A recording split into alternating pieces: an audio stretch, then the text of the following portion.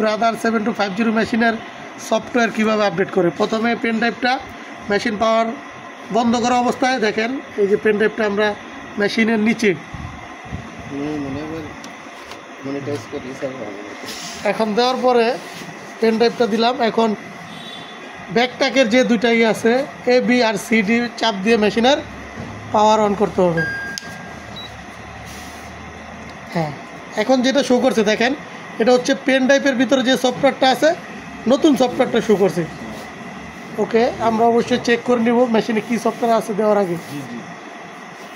এখন enter button আমরা চাপ দেব।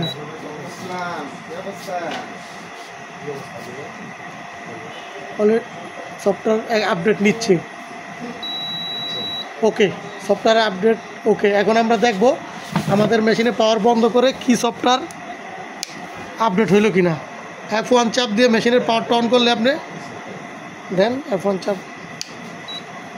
চাপ দিয়ে পাওয়ার অন করে দেখেন। এখন ফাংশন বাটন চাপ দিতে হবে। হ্যাঁ, এই হচ্ছে আমাদের নতুন সফটওয়্যার।